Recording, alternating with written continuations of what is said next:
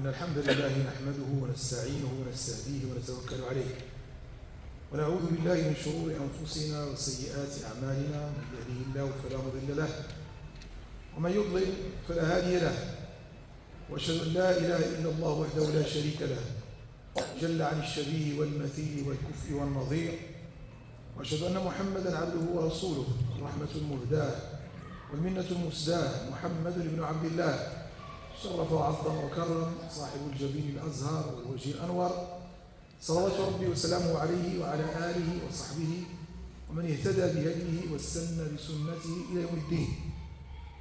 أما بعد، فحياكم الله وبياكم ضمن هذه السلسلة الطيبة المباركة التي نتدارس من خلالها سيرة النبي العدنان عليه أفضل الصلاة والسلام، من خلال كتاب نور اليقين في سيرة سيد المرسلين صلى الله عليه وسلم. وقد كنا ذكرنا شيئا مما عاشه عليه الصلاة والسلام بعد جهره بالدعوة وما لقيه من قومه، وذلك أنه بدأ معهم بإبلاغهم بالغاية والقصد من الخلق وبتعظيم الله عز وجل وتوحيده، توحيد ربوبية وألوهية وأسماء وصفات، لكنه لقي منهم العناد والكبر، ولا زالوا يحاولون معه، فتارة بكلمة إليه مباشرة، وتارة إلى عمه أبي طالب، وتارة إلى من كان حوله من إيصال الأذية إليهم. لكن هذه الأذية سترتفع بعدما حاولوا مساومته وحاولوا أن يلين لهم، حتى ذكروا له فيما ذكر أنه قالوا له اجعل لنا مجلسا خاصا لنا، واجعل للفقراء وللعبيد مجلسا خاصا لهم، واطردهم إذا كنا نحن في جلستنا وفي نادينا مع كبرائنا، اطرد الفقراء ولا تطرد الذين يدعون ربهم بالغداة والعشي يريدون وجهه. فأنزل الله عز وجل هذه الآيات لأنهم أرادوا طرد من آمن من الفقراء والمساكين والعبيد والناس الذين رغبوا في هذا الدين. ثم بعد ذلك كما ذكرنا اتباعا ساروا إلى عمه أبي طالب يريدون منه أن يتحدث معه وأن يرجع إلى دين آبائه، لكنه أبى، حتى ذكر له وقال له ما قال من أنه لا يسلمه لهم، بعدما أراد منه أن يعود إلى ما هو فيه وأن يحافظ على نفسه وعلى عمه، لكنه أبى، والقصة قد ذكرناها وبيناها. من هنا ستنشأ فئة وجماعة ستسمى بجماعة المستهزئين. هذه الجماعة ذكرنا أولهم وأشدهم فرعون هذه الأمة، وهو عمرو بن هشام المخزومي القرشي ابن المغيرة، الذي كناه النبي صلى الله عليه وسلم بأبي جهل. فأبو جهل سام النبي صلى الله عليه وسلم من العذاب ونكل به، لكن الله عز وجل رد كيده ورد كل محاولاته في أذية النبي صلى الله عليه وسلم، وكانت له صولات وجولات، وأكثرها كان يحاول أن يمرغ أنف النبي صلى الله عليه وسلم في التراب، حاشاه وكلا، وأراد أن يضع رجله على رقبة النبي صلى الله عليه وسلم وهو ساجد، وأراد أن يضع سلا جزور على النبي عليه الصلاة والسلام وهو ساجد، وكل مرة يأتيه وهو ساجد بالكعبة ويريد أن يلحق به الآية. وحتى لا تمر علي هذه، فإن الفقهاء أخذوا منها فائدة فقهية، وهي أن النبي صلى الله عليه وسلم لم يقطع صلاته، استمر في صلاته رغم وضع سلا جزور على ظهره، ورغم ما أراده أبو جهل منه أو أن يوصل إليه الأذى، لكنه لم يقطع الصلاة، وقد ذكرنا أن فاطمة رضي الله عنها هي التي قدمت وأزالت سلاج الزور ولم يقطع الصلاة. ومنه نستفيد أن الإنسان لا يقطع صلاته إلا لأمر عظيم جلل، ويفرق بين الفرض والنافلة، فأن النافلة فيمكن قطعها ببعض الأمور التي لا تقطع من أجلها الفريضة، كإجابة دعوة الأم، وقصة جريج شاهدة على ذلك. لكن هذا في النافلة لا في الفريضة. أما في الفريضة فلا تقطع إلا لسبب شرعي. ومنه مدافعة الأخبثين، لا صلاة بحضرة الطعام وهو يدافع الأخبثين. إذا حضر هذا الأمر فله أن يقطع صلاته، لأنه لا صلاة نفي، والنفي يفيد لا صلاة العموم الفريضة والنافلة إذ أتت الصلاة نكرة. إذا عموم الصلاة أي صلاة كنت فيها. وكذلك أن النبي صلى الله عليه وسلم مما فعلوه في أنه لما صعد الحسين فأطال السجود، فماذا فعل الصحابة؟ رفعوا رؤوسهم لينظروا ما حل بالنبي صلى الله عليه وسلم، فظنوا أنه قبض مات، ظنوا أن النبي صلى الله عليه وسلم مات لأنه أطال السجود. ثم لما رأوا حفيده فوقه فرجعوا إلى هل أنكر عليهم؟ لم ينكر عليهم النبي صلى الله عليه وسلم. فدل على أن يمكن أن يفعل المرء هذا الأمر إذا أطال الإمام السجود. فنقول ماذا أراد؟ لعله أطال كثيرا. ولكم في قصة معاذ الذي كان يصلي مع النبي صلى الله عليه وسلم ثم يرجع فيصلي بقومه جماعة، فلما أطال بهم ماذا فعل الرجل؟ صلاة. حتى جاء في بعض الروايات أنه صلى بهم الركعة الأولى البقرة، سورة البقرة في صلاة العشاء. فماذا فعل الرجل؟ تركه وخرج وصلى منفردا، خلفه. فلما علم معاذ قال هذا منافق، والرجل سمعها فذهب إلى النبي صلى الله عليه وسلم. وفيها قوله عليه الصلاة والسلام معاذ أفتان أنت يا معاذ؟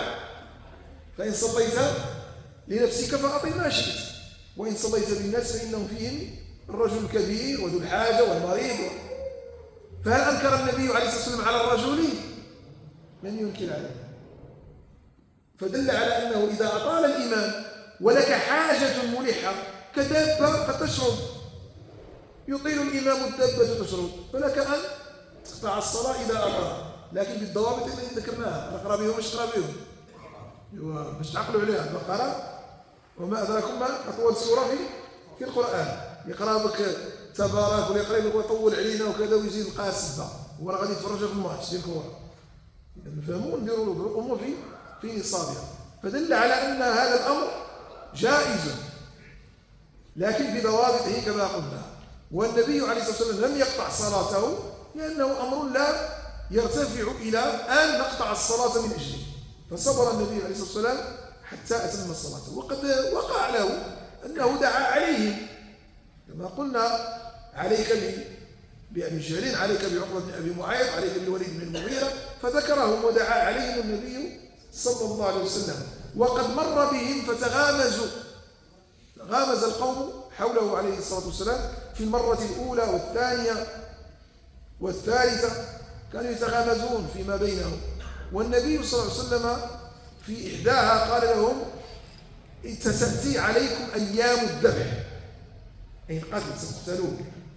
وهنا خافوا وارتعدوا وصاروا يذكرونه بالقرابة والدم والنسب، لم يعلمون أنهم استجابوا الدعوة صلى الله عليه وآله وسلم. واستفاد كذلك أهل العلم من هذا جواز دعاء المظلوم على الظالم: اتق دعوة المظلوم فإن ليس بينها وبين الله حجاب.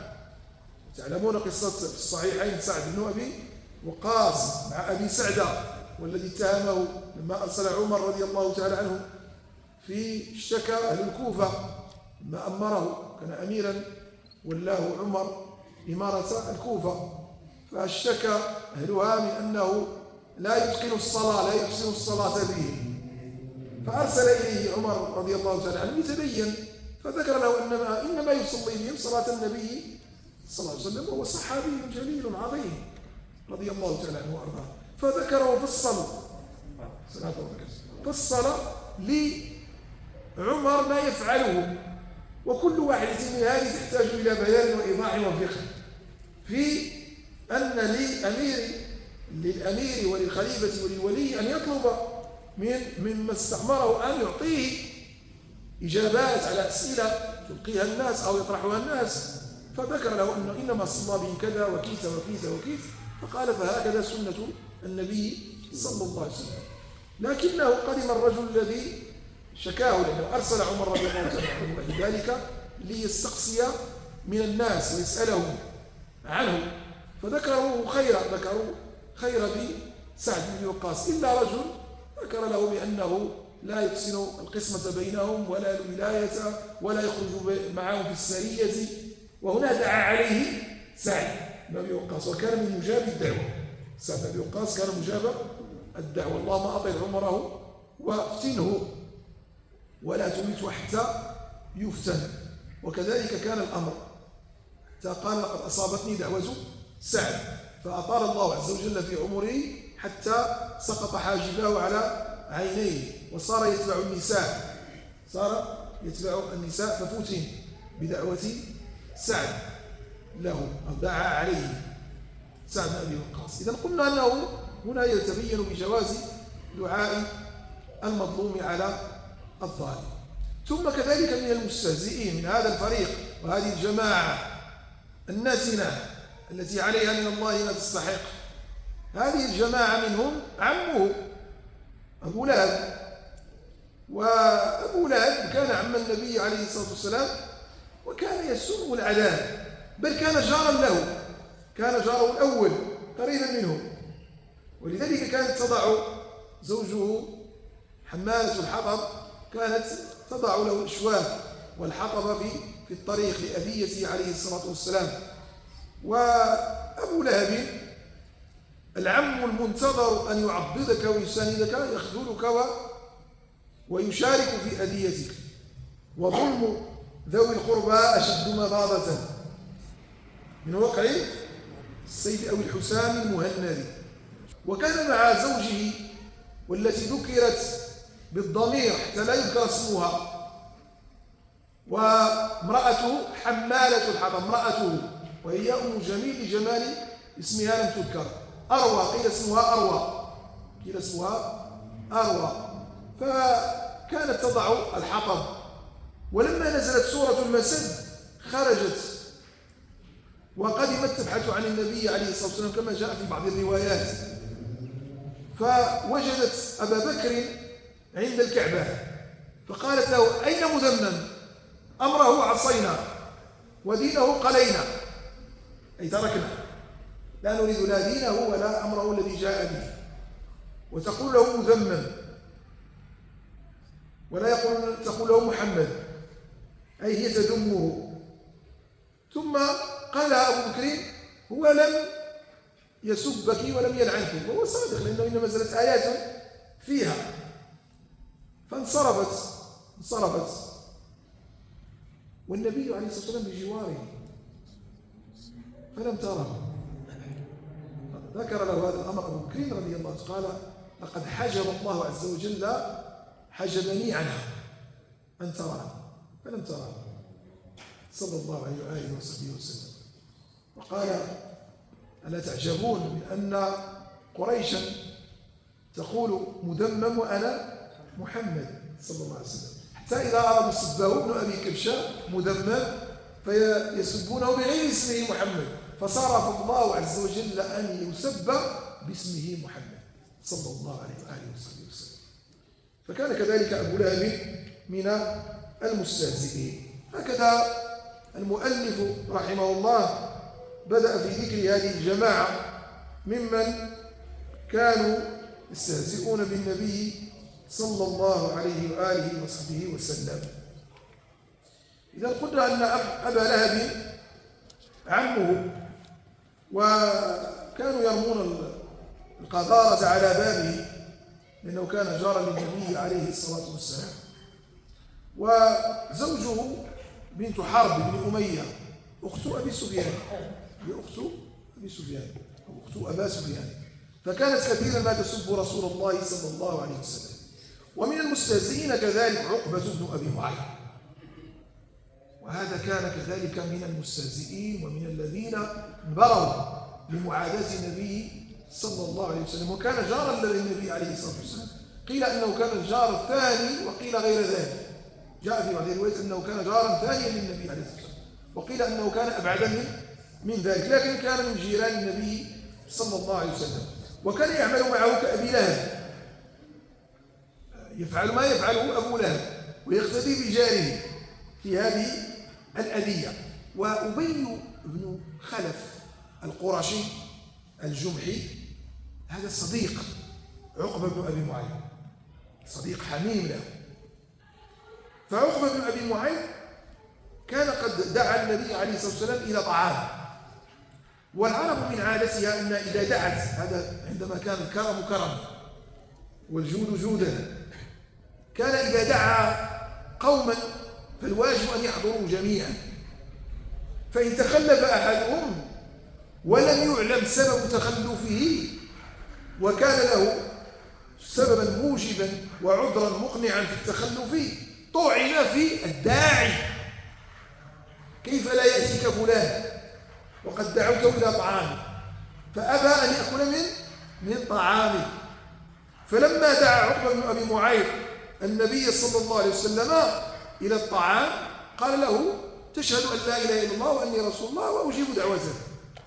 فقال له: إنما هي كلمة، لأنه خاف أن لا يحضر، خاف أن لا يحضر إلى طعامه، فأجابه في أمره. لكن هذا الأمر بلغ أبي بن خلف، وكان صديقا حميما لعقبة بن أبي معيط، فقال له: ما شيء بلغني عنك؟ بلغه بأنه كنت شهد الشهادتين، نطق الشهادتين. قال: لا شيء.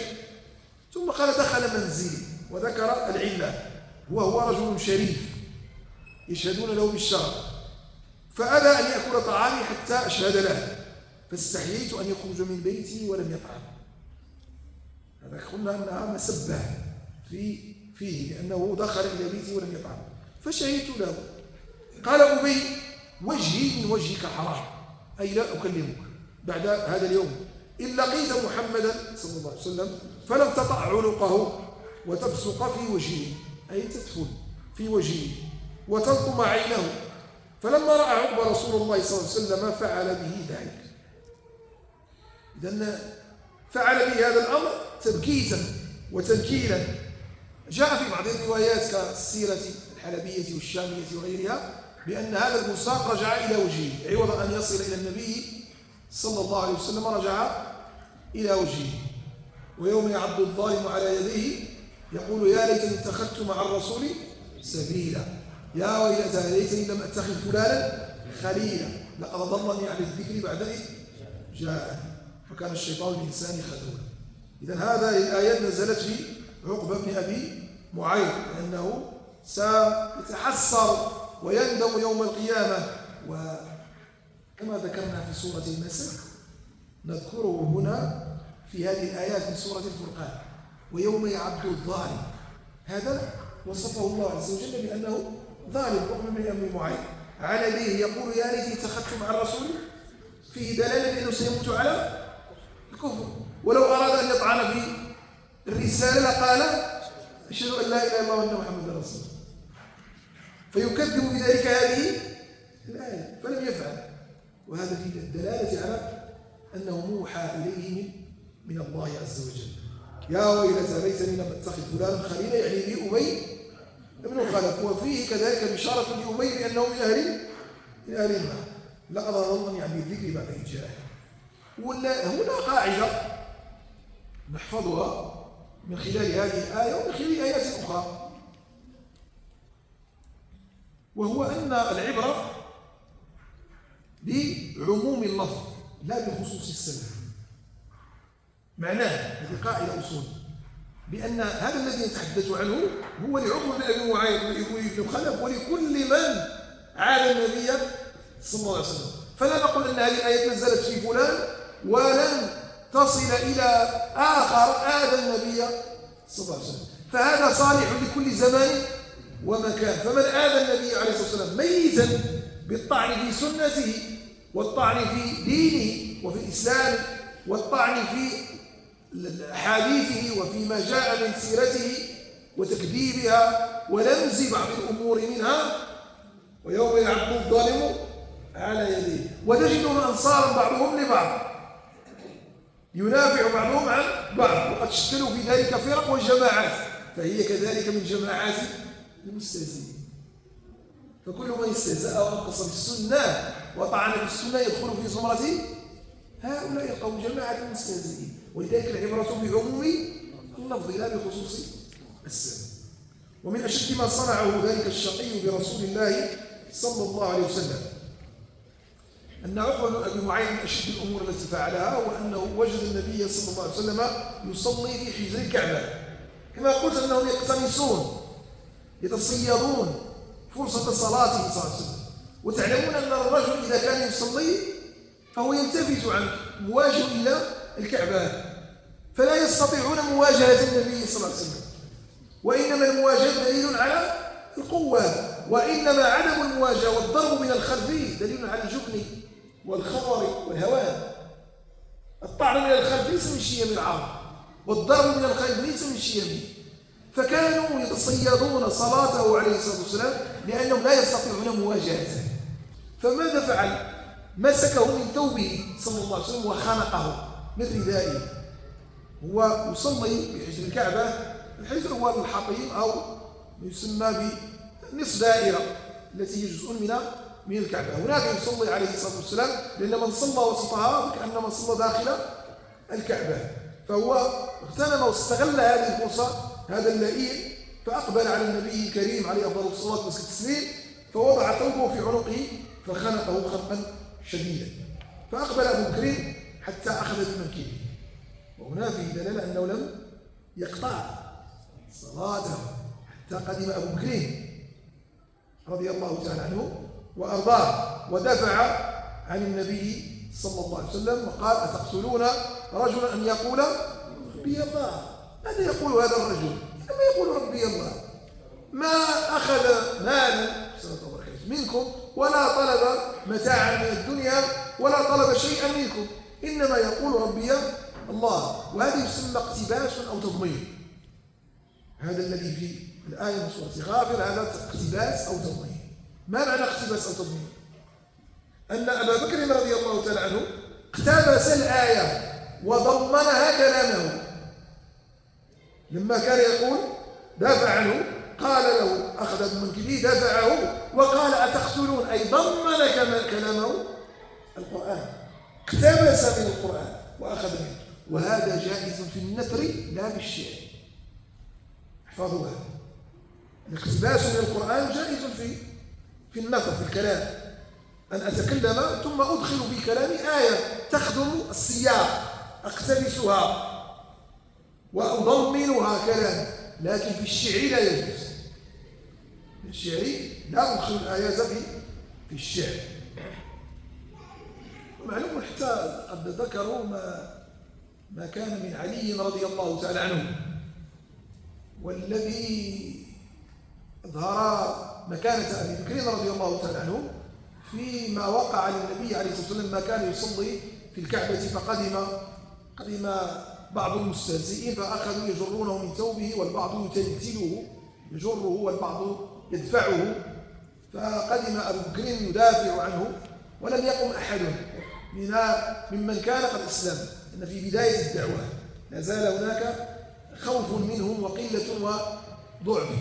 فقدم أبو بكر ودافع عن النبي صلى الله عليه وسلم، حتى قال علي رضي الله تعالى عنه: أمؤمن آل فرعون خير أم أبو بكر رضي الله تعالى عنه؟ قال: أمؤمن آل فرعون خير أم أبو بكر؟ فسكت القوم. قال: ما لكم لا تتكلمون؟ ما لكم لا تجيبون؟ ذاك مؤمن كتم إيمانا، وهذا أظهره رضي الله تعالى، فهو خير منه. إذن هذه من مواقف أبي بكر رضي الله تعالى عنه مع أولئك المستهزئين. ومن جماعة المستهزئين كذلك العاص بن وائل السهمي القرشي، هو والد عمرو بن العاص رضي الله تعالى عنه وأرضاه. وسبحان الله تنظرون لأن يخرج الحي من الميت. هؤلاء الصناديد مستهزئون يسومون يعذبون من أسلم من آمن ويخرج من أصلابهم. وقد قال عليه الصلاة والسلام لعل الله عز وجل يخرج من أصلابهم من يوحد، وهو كذلك قد أخرج الله عز وجل من أصلابهم من يوحد. كان شديد العداوة لرسول الله صلى الله عليه وسلم، وكان يقول بالدهر، وأن ما يهلك إلا الدهر، أي ما يهلك إلا الزمن، ولا دخل لله عز وجل في الإحياء أو الإماتة. فقال له ما هي أعمار وأيام تنقضي، وقالوا ما هي إلا حياتنا الدنيا نموت ونحيا وما يهلكنا إلا الدهر، إلا العمر، إلا الأيام. وبذلك هم يسمون الدهريون الذين ينكرون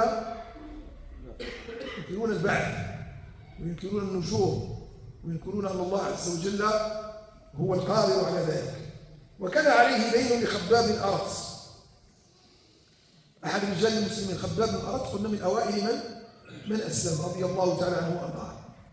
فأراد الخباب بن أرط ماله وطلب أن يرجع إليه العاص بن وائل المال.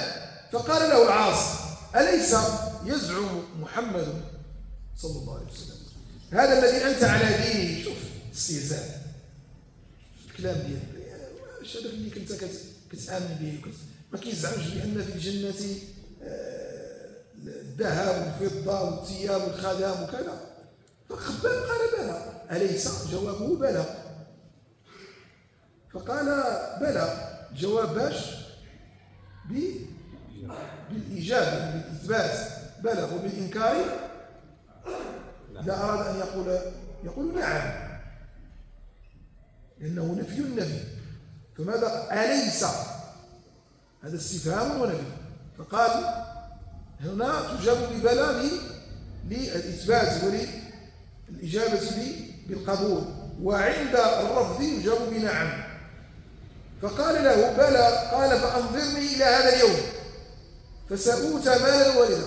قال لي كنتم كتقولوا يوم القيامة غادي تولي عندكم انتم المال والذهب والناس غادي يوليو أغنياء وكذا، وانتظر معايا تبعتوا في ذاك النهار ونعطيكم داك الفلوس ديال الجنة. شوف الاستهزاء والعبث. وأخذيك دينك. فأنزل الله عز وجل فرأيت الذي كفر بآياتنا وقال أوتين مالا ولدا. اطلع على الغيب وش يعلم حاله، هو معناه.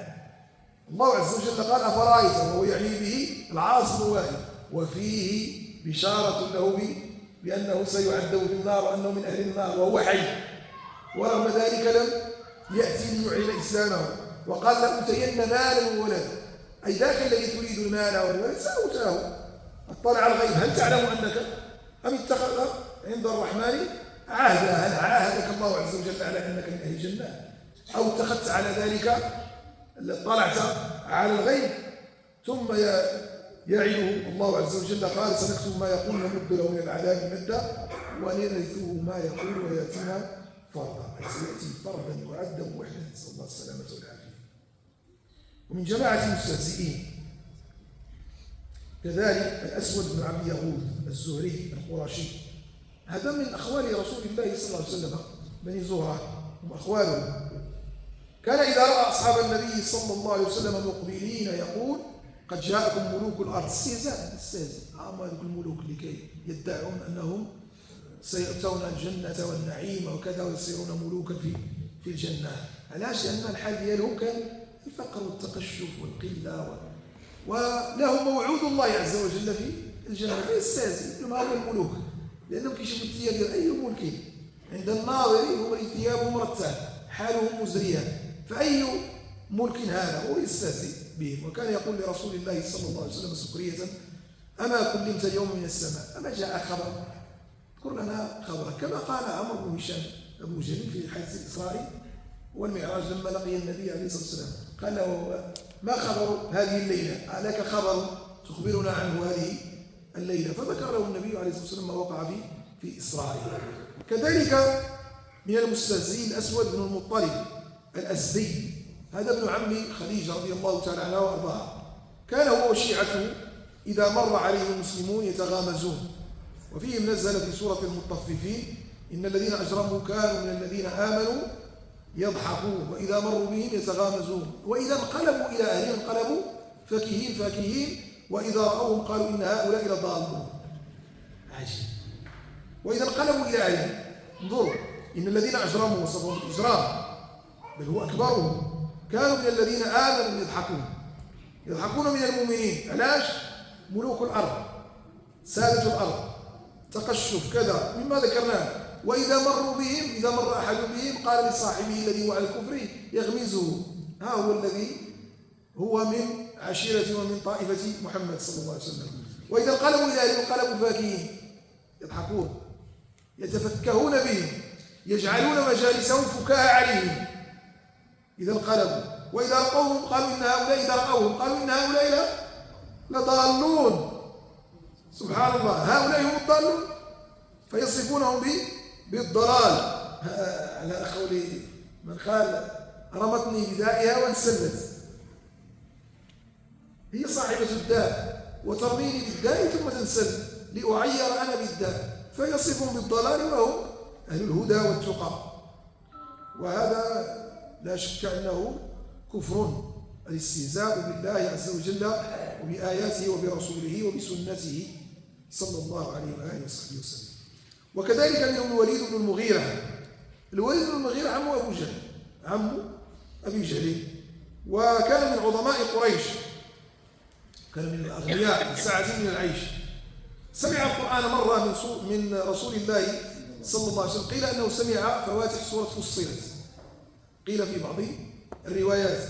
فقال لقومه بني مخزوم: والله لقد سمعت من محمد آنفا كلاما ما هو من كلام الإنس ولا من كلام الجن، وإن له لحلاوة وإن عليه لطلاوة، أي طلاوة يطلى بها، أي شيء جميل يطلى به. وهذا الشيء الجميل الذي هو الطلاوة يكون من الحسن والقبول، أي طولي بشيء يقبل عند الناس. وإن أعلاه لمثمر وإن أسفله لمغدق، مغدق من كثرة الماء الذي حوله، أي أغدق بالماء فكثرت ثماره. شوف الوصف الذي وصف الوليد بن المغيرة القرآن، وهو اسم دقيق للقرآن، وإنه يعلو وما يعلى عليه. فلما سمعت قريش منه ظنوا أنه صبأ، وصبأ أن ارتد عن عبادة آلهتهم وأنه انتكس. فإذا صبأ الوليد بن المغيرة وهو من ساداته ومن أشرافه وهو عم أبي جهل وهو من هو، إذا ستصبح قريش كلها. فلذلك خافوا، فقال لهم أبو جهل: أنا أكفيكم، اتركوا هذا الأمر لي، فأنا أذهب إليه وأكلمه. فذهب إليه ودخل مدخل الحمية فنازع فيه عرقا قلنا أنه في عرب الجاهلية، في جهال العرب، وهو عرق الحمية. فقال له، فقام وقعد إليه حزينا: أنا أكفيكموه. فتوجه وقعد إليه حزينا. الآن يمثل مسرحية، الآن أبو جهل يمثل مسرحية أمام عمه. فقال وكلمه فأحماه، أثاره، حتى قالوا له: إن قريشا تريد أن تجمع لك مالا، مما ذكر في إحماه لعمه وفي إغضابه له. قال له: إن قريشا تريد أن تجمع لك مالا. قال له: لما؟ قال: لقد سمعوا أنك تريد المال من محمد، وما أثنيت على كلامه إلا ليغدق عليك من ماله. هو حرك فيه، وهو من هو كان غنيا من الأغنياء والمال، فأصابه في مقتل. فغضب الوليد بن المغيرة بهذا الكلام، حتى جاء فقام فأتاه فقال: تزعمون أن محمدا مجنون؟ هو الآن لما دفعوا، هذه لم يذكرها المؤلف ما ذكرته، لكن هذا من الأسباب التي ذكرت في أنه دفعه إلى أن يقوم إلى القوم وأن يقول. الوليد بن المغيرة فقال: تزعمون أن محمدا مجنون؟ فقد رأيتموه يهوس، لقد رأيتموه، فهل رأيتموه يهوس؟ أي هل رأيتموه فيه هوس؟ تقولون أنه مجنون.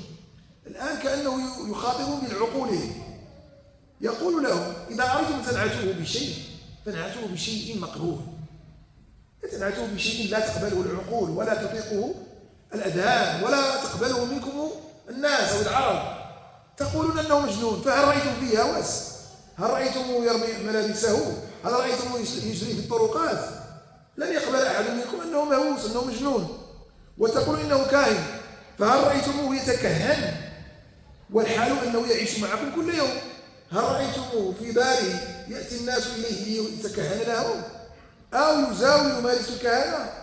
فهذا أمر بعيد كذلك. وتزعمون أنه شاعر، فهل رأيتموه يتعاطى شعرا قط؟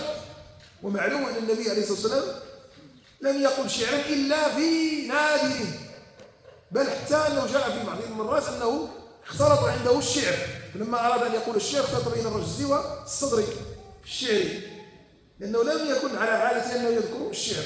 وهذا الأمر حتى يبان جيدا لمن يسمع بأن هذا قرآن، فهو لا يقول الشعر، إنما هو قرآن يتلى. فقال تزعمون أنه كذاب، فهل جربتم أنه فعليه شيئا من الكذب؟ حتى الكذب الذي قد تتهموه به فهل رأيتم فيه كذبا وأنتم تصفونه بالصادق الأمين؟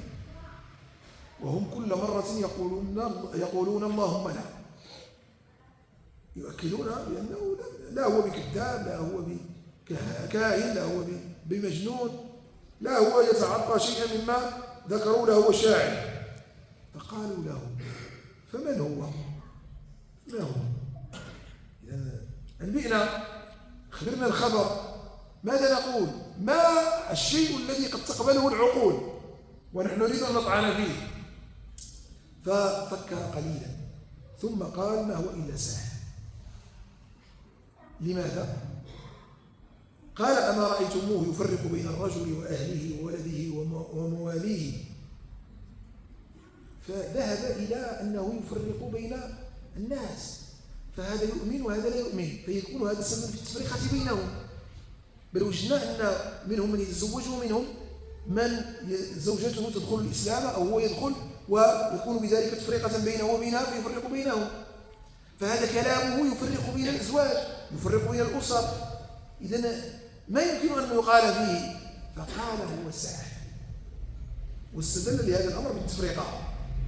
ففرحوا في ناديه، ظهر الفرح عليه، فأنزل الله عز وجل في الوليد من سورة المدثر مخاطبا لرسوله صلى الله عليه وسلم ذرني ومن خلقت وحيدا وجعلت له مالا ممدودا وبنين شهودا ومهدت له تمهيدا ثم يطمع أن أزيد كلا إنه كان لآياتنا عنيدا سأرهقه صعودا إنه وجده فكر وقدر. هذه الأولى. فقتل كيف قدر. قتل هنا لعن، قتل ليس معناه أنه قتل أي لعن، كيف قدر.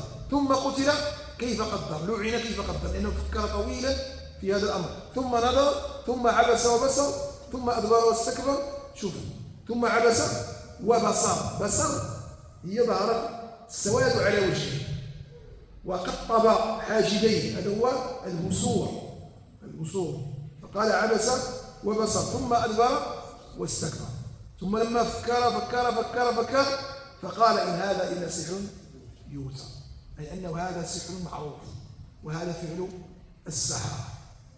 فما وجد لنفسه إلا أن يقول أنه ساحر، إن هذا إلا قول البشر، حتى لا ينسب هذا القول إلى الله عز وجل. ثم توعده الله عز وجل بقوله سأصليه سقر. وهذا فيه بشارة له على أنه من أهل النار وهو حي. وأنزل فيه أيضا في سورة نون ولا تطع كل حلاف مهين، فهو كان كثير الحلف. وحلاف جاء بصيغة المبالغة، وحقيقة هذا كافر به زجرا لكل من يكثر الحلف. واحفظوا أيمانكم، الإنسان لا يحلف ولا يكون كثير الحلف إلا إذا كان الأمر يقتضي ويستدعي أن يحلف. ومن كثر حلفه كثر زلله وخطأه. الإنسان يبتعد عن الحديث، ولا تطع كل حلاف كثير الحديث مهين، فهو مهين حقير. هذا الوليد بن المغيرة كان مهينا على فعلته، ومن يهن يسهل عليه الهوان كما قال المتنبي. ومن يهن لكي يكون هو في الوهن، هو مريض، هو حقير، يسهل عليه يحتقر نفسه ويذل نفسه في كل مرة. ما لجرح بميت إيلام كما قال المتنبي في البيت، ما لجرح بميت إيلام. وش الميت؟ الجرح كاي غادي يبين لك الألم ديالو، ما لجرح. الذي هو هين على نفسه يهينها راضي بالهوان. قال مهين، وأراد به الكتاب أنه حقير في نفسه. هماز هو عيال طعام، يكثر الطعن. هماز كل مرة يطعن في هذا يطعن في ذلك، وليسوا أهل طعن.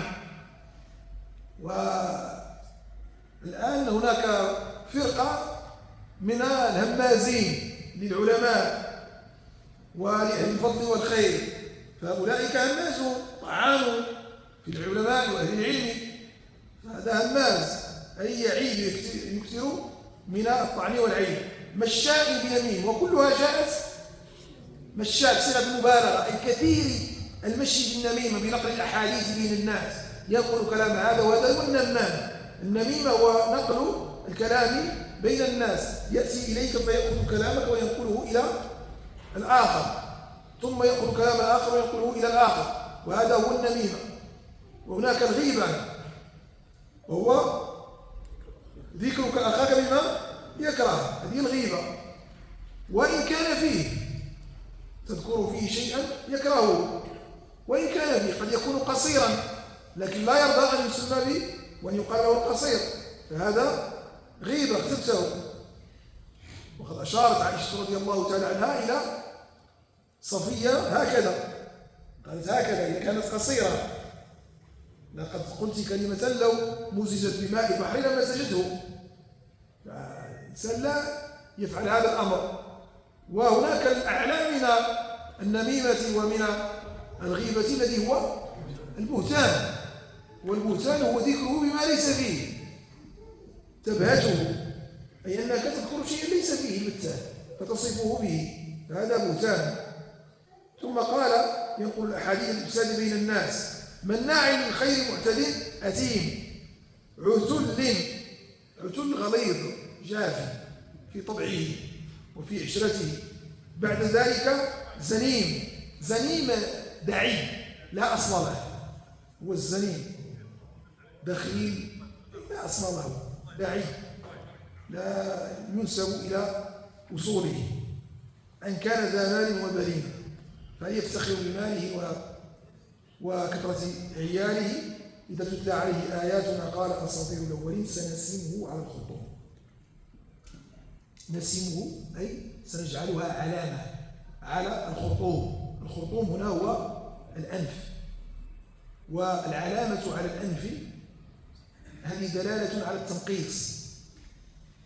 وسمي الأنف ومنه الأنفة، والأنفة ويقال مرغ أنفه في التراب، فيذكر الأنف لأنه أعلى شيء في الجسد، أرفعه. إلى وقفتي النيف ديالك هو اللي خارج في الوجه ديالك، هو اللي خارج. فمني هذا الأنف لذلك العلو ديالك والكيبة ديالك إذا شدوا لك نيفك وداروا لك يقول لك مرغ أنفه في التراب، دلو. هذا هو يعطى بأنفه. فإذا هذا هو منه الأنفة، له أنفة من الأنف دائما من العلو، وأخذت كما قلنا لبروز الأنف على الوجه وظهوره على الوجه. إذا منه الأنفة سنسمه على الخرطوم. قال أهل التفسير بأن هنا سنسمه على الخرطوم هذا وصف له في الآخرة، وأنه سيسم في الآخرة على أنفه.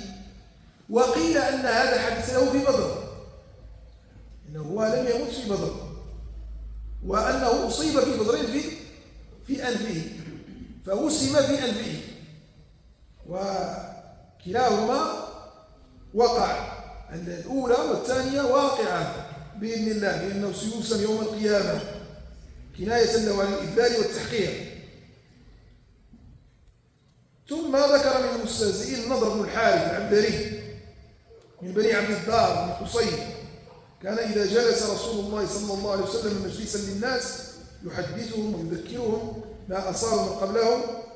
كان هذا النضر بن الحارث كان يعرف بعض القصص وأخبار المتقدمين والأوائل، فكان إذا جلس النبي صلى الله عليه وسلم للحديث قام هو كذلك للحديث في جمع آخر، يقول لهم أنا كذلك أحدثكم وأخبركم بمن كان قبلكم.